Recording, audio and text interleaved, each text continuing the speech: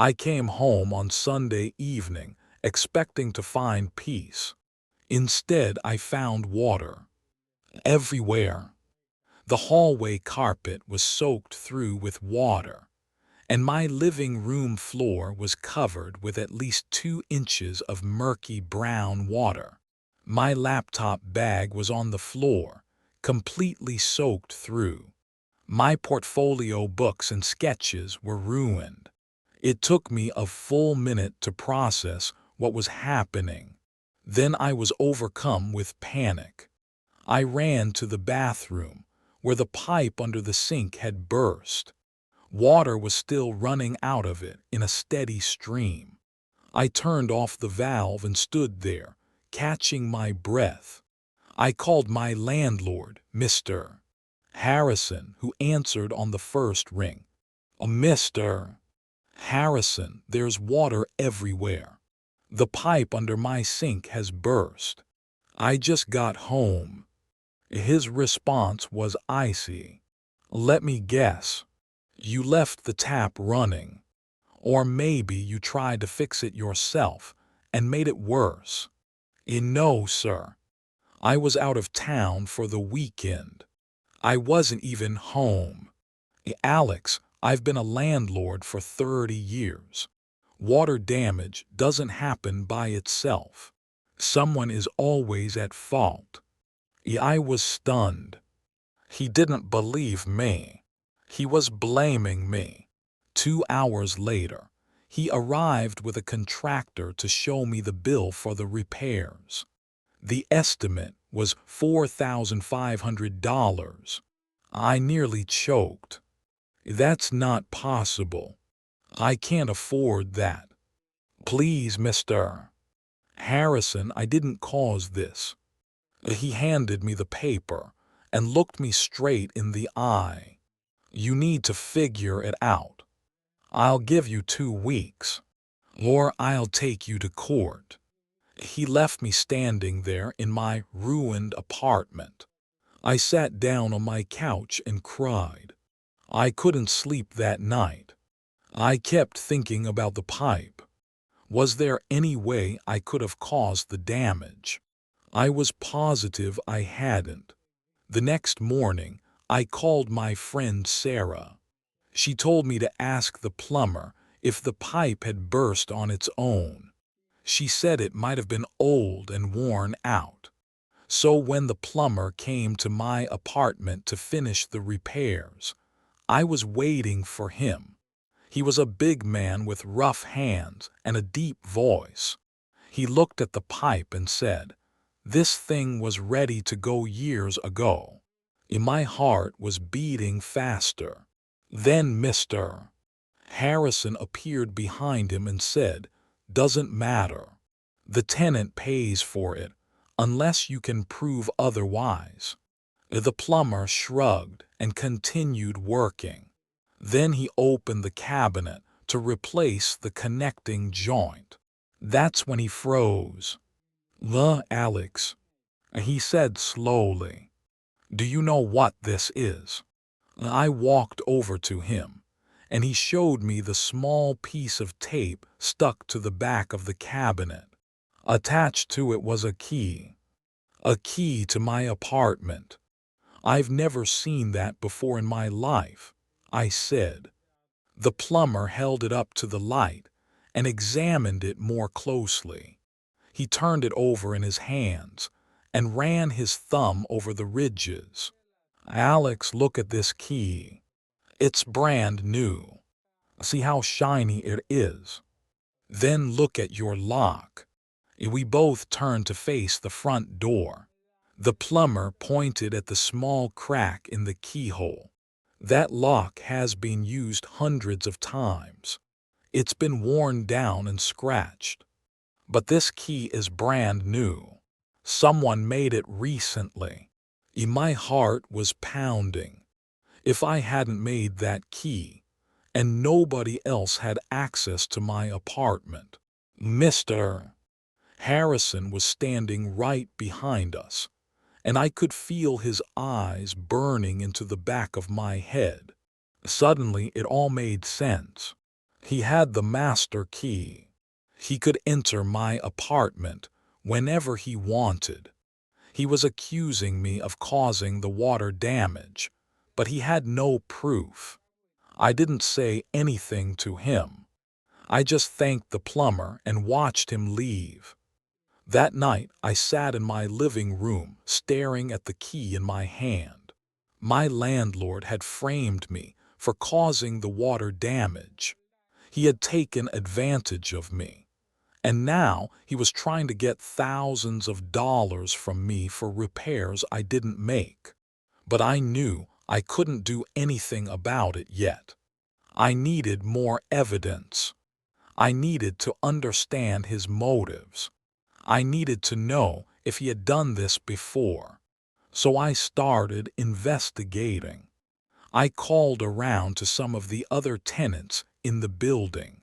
I found out that Mr. Harrison had been doing this for years. He would cause water damage to their apartments and then sue them for the cost of repairs. The first victim I found was a young woman named Rachel. She had been living in my apartment 2 years ago, and she had the same experience as me. The pipe in her bathroom had burst while she was away, and Mr. Harrison had accused her of causing the damage. She had paid him $5,000 and left in shame. Then there was Marcus. He had been living in Unit 2B when the pipe in his kitchen had burst. He had fought with Mr. Harrison and refused to pay, but he lost the lawsuit. Elena told me that Mr. Harrison had threatened to evict her if she didn't pay him the $5,000 for repairs. She had borrowed the money from her family, but she still hasn't paid them back. Every single one of them had suffered at the hands of Mr. Harrison. They had all been deceived and taken advantage of, just like I had. I started recording everything I found, every conversation, every accusation, every threat, every payment Mr. Harrison received from the tenants. He kept calling me to ask when I was going to pay him the $5,000 for the repairs to my apartment. His calls grew more insistent as the days went by. "Alex, I need that money by Friday. Don't make this difficult for me." I told him I was still working on it. I played along, pretending to be helpless and afraid, because I knew that if he thought he was winning, he would make a mistake. And he did. One night, I set up a small camera in my living room. I hid it behind a bookshelf facing the front door. It would record everything that happened in the room. I also bought a new lock for my door. It was a chain lock, which only I could open from the inside. I wanted to see if Mr. Harrison would try to enter my apartment while I was away. Friday morning I left for work as usual, but instead of going to the office, I went to my friend Sarah's house to watch the camera. Nothing happened for a few hours, and I started to think I had been wrong about Mr. Harrison. Then at 3:17 in the afternoon, the door to my apartment opened. Mr. Harrison walked in and looked around the room. He acted as if he owned the place, which in a way he did. But he had no business being in my apartment without my permission. He opened my bathroom cabinet and inspected the new pipes. Then he looked at the chain lock on the front door. He took out a small notepad and wrote something down. But then he did something that surprised me. He went to my kitchen drawer and pulled out my spare key. He examined it closely and then tucked it into his pocket. He took my key. I felt my hands tremble. He was stealing evidence from me, but the camera was watching every move he made. It would all be useful when the time came to take him to court. That night I called the plumber and told him what had happened.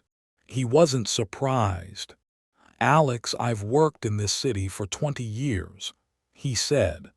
"I've seen landlords cheat before. They cause damage on purpose or let it happen so they can collect from the tenants. Some of them even collect from their insurance companies." "Double dipping," I said. "Exactly. Your landlord is probably collecting from both you and his insurance company." I was furious. This man was stealing from me, stealing from the other tenants, stealing from the city. But I still didn't have enough evidence. I needed more proof that Mr. Harrison was guilty of these crimes. So the next morning I went to see a lawyer. Her name was M.S. Rivera, and she specialized in tenant rights. She looked over the evidence I had and smiled. "This is beautiful," she said. "We have enough to not only get you off the hook, but to take him to court for fraud, harassment, and illegal entry. And we can get every other victim their money back." I felt a wave of relief wash over me.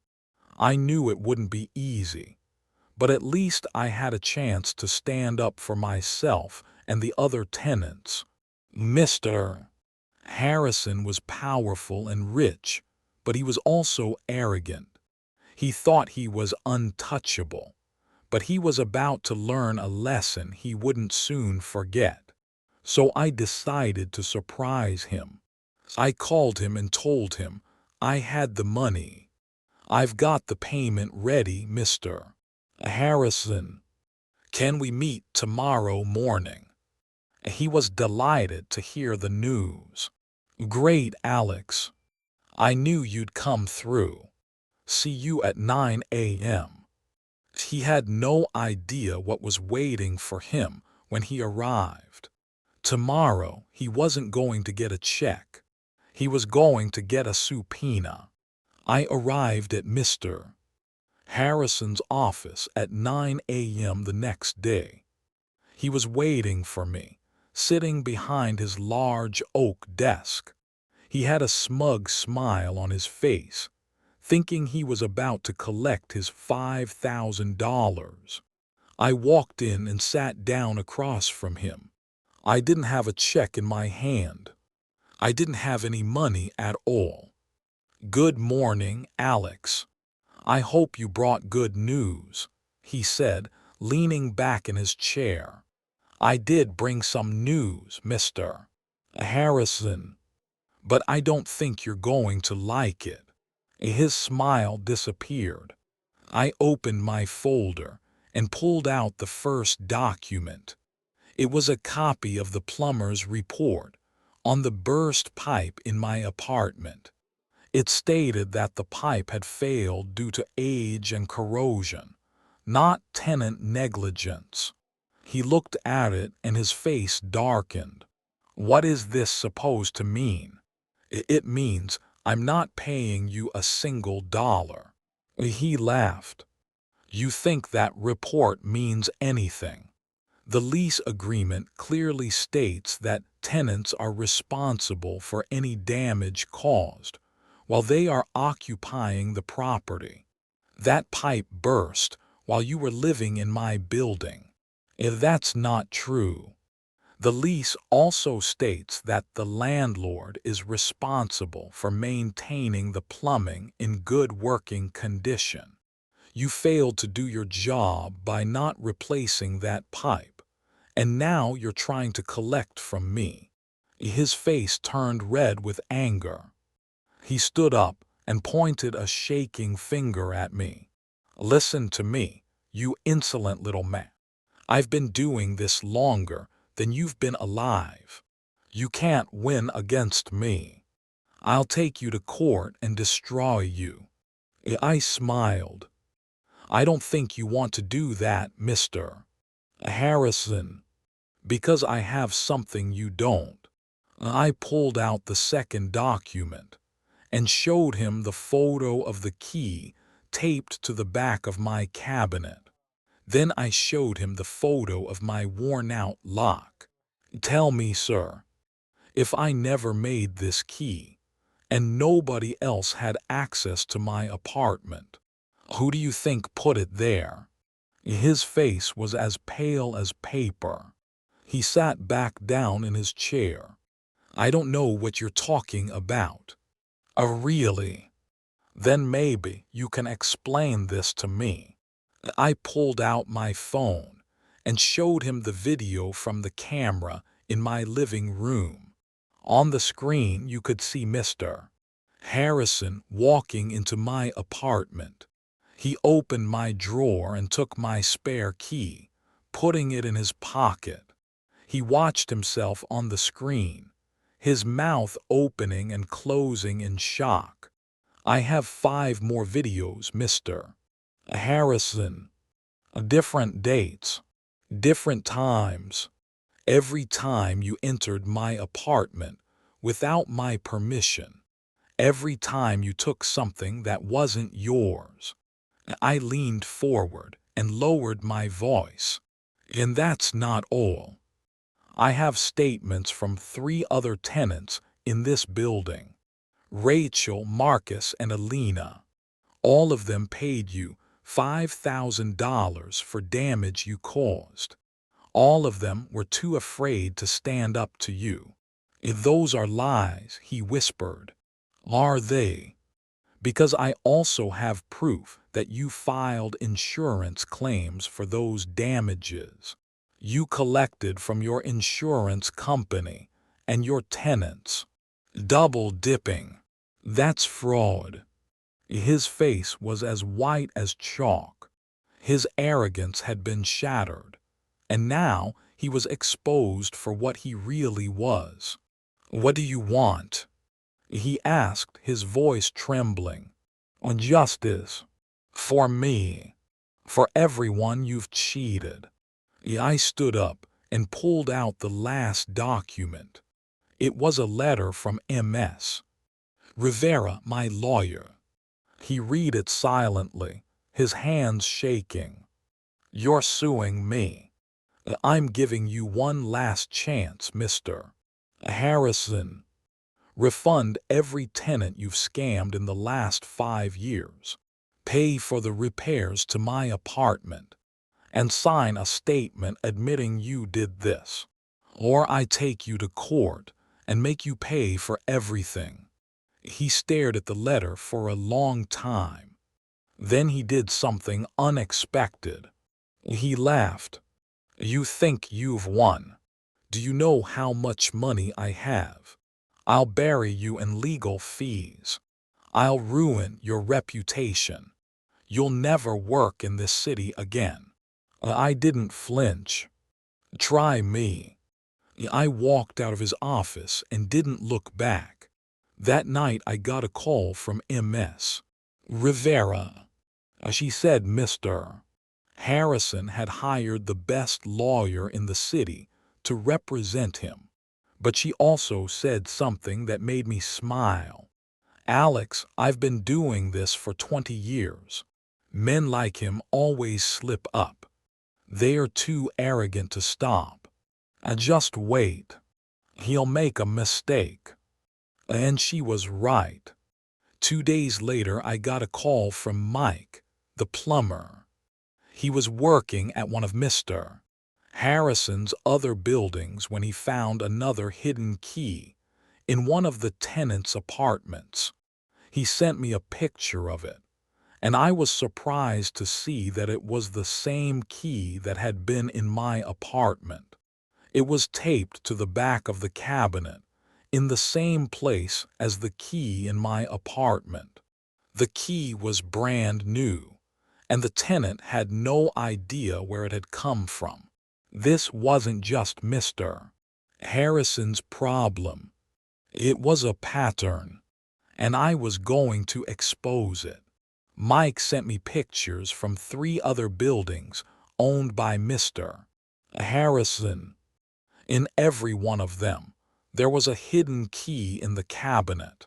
All of the keys were brand new, and they were all taped in the same place. I gave all the evidence to Ms. Rivera, who was able to put together a strong case against Mr. Harrison.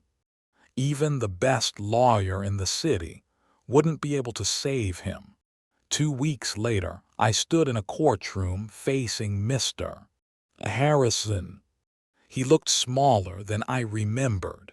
His expensive suit hung loosely on his frame, and his usually perfect hair was unkempt.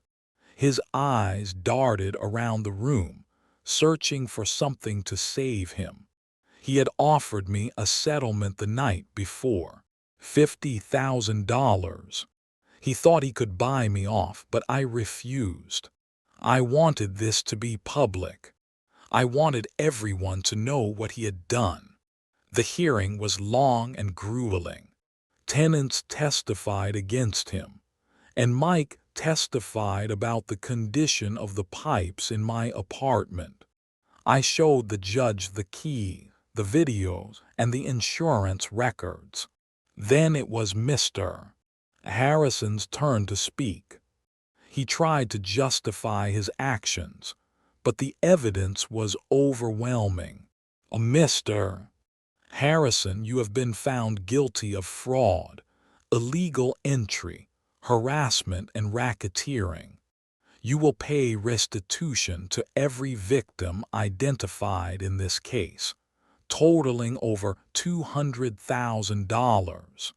You will also sell all of your rental properties and are permanently banned from managing residential units in this state. The courtroom went silent. Then Rachel started crying. Marcus raised his fist in triumph.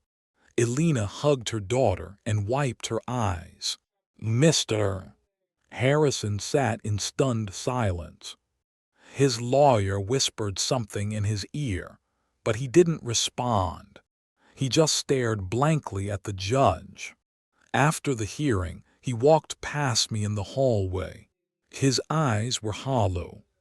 "Congratulations," he muttered. "You ruined me."